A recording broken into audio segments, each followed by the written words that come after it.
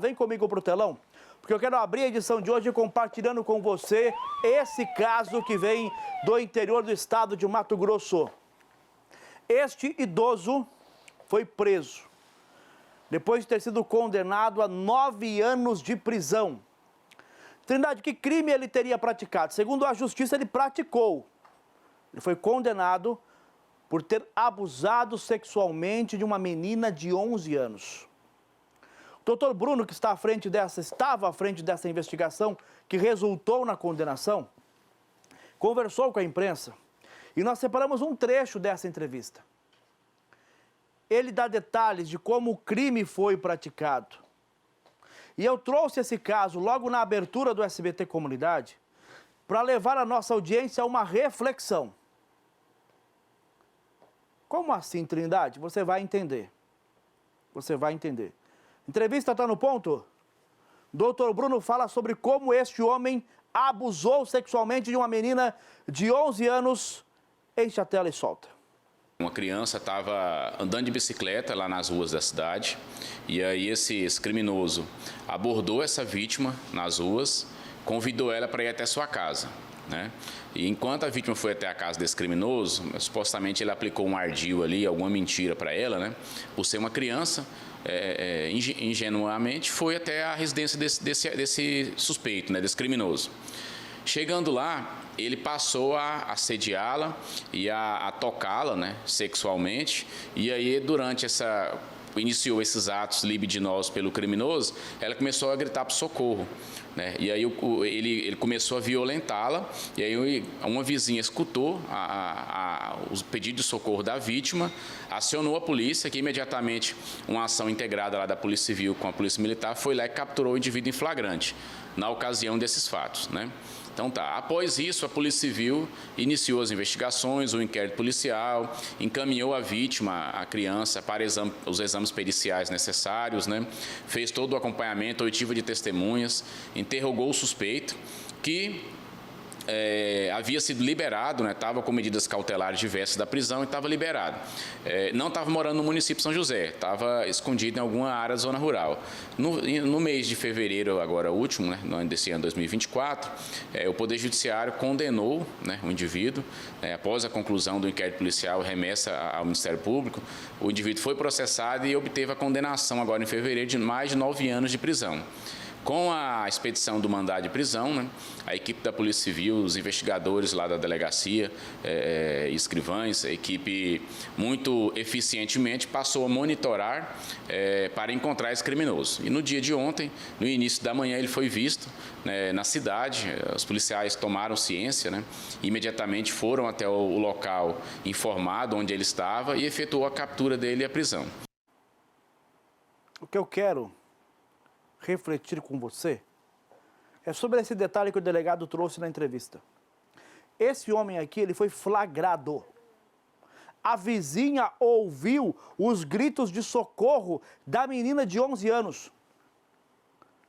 Mesmo assim, ela não conseguiu impedir que o abuso fosse praticado. Ele abusou sexualmente de uma criança de 11 anos. A vizinha ouviu os pedidos de socorro, chamou a polícia. Os policiais foram até a casa, prenderam ele em flagrante. E mesmo assim ele aguardou em liberdade pelo julgamento. Como assim? Esse rapaz aqui, ó, que sequer era monitorado por tornozeleira eletrônica, ele foi condenado a 9 anos de prisão por ter abusado sexualmente de uma criança. E mesmo assim a justiça concedeu a ele o direito de aguardar julgamento em liberdade. Esse homem representa um risco às crianças. Como que um homem que é flagrado abusando sexualmente de uma criança de 11 anos recebe da justiça o direito de permanecer em liberdade até condenado? Estamos insistindo no mesmo erro lá de Sorriso, onde um homem com mandado de prisão em aberto matou uma família para abusar sexualmente de crianças. Talvez esse aqui não seja tão bárbaro e tão cruel quanto o de Sorriso, mas ele representava um risco às crianças e a justiça coloca em liberdade. Preso em flagrante. A vizinha ouviu, a criança prestou depoimento, a polícia prendeu. Como que o juiz coloca em liberdade sem tornozeleira? E a tornozeleira, nesse caso, de nada adiantaria. Esse tipo de crime não pode dar ao suspeito esse direito. Foi em flagrante, não foi a mãe que contou, não foi a avó que contou, não foi um depoimento de um vizinho, foi uma prisão em flagrante, pelo amor de Deus.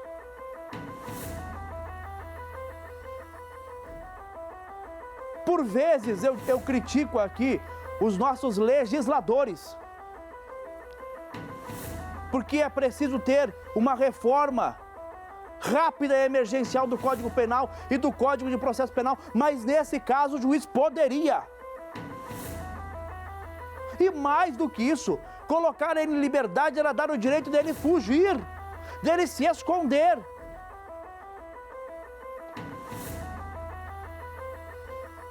A gente fica repetindo os erros à espera de uma nova tragédia, é isso?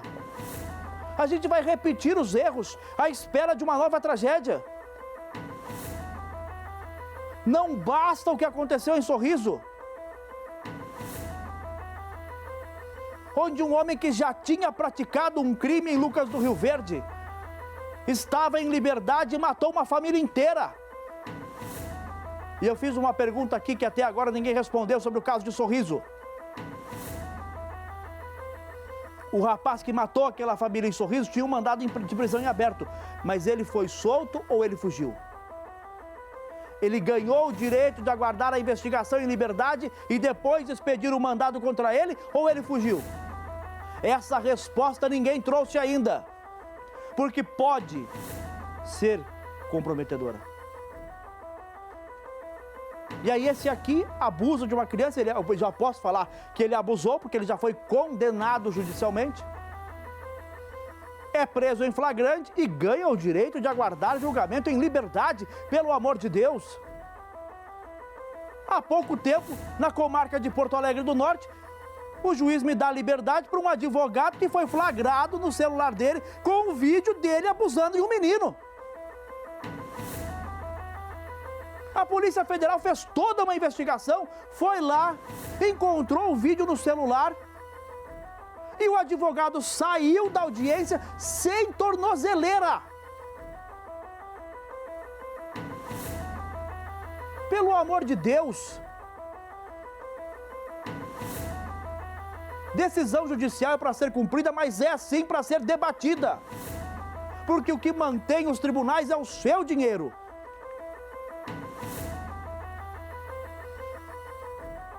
Dá para aceitar esse tipo de decisão? Eu acho que a gente precisa refletir sobre esse tipo de decisão de forma emergencial, antes que outra tragédia aconteça, não que esse caso aqui já não seja uma tragédia. Mas o sistema, mais uma vez, está deixando as pessoas em risco, porque colocou em liberdade um homem que foi flagrado abusando de uma criança de 11 anos.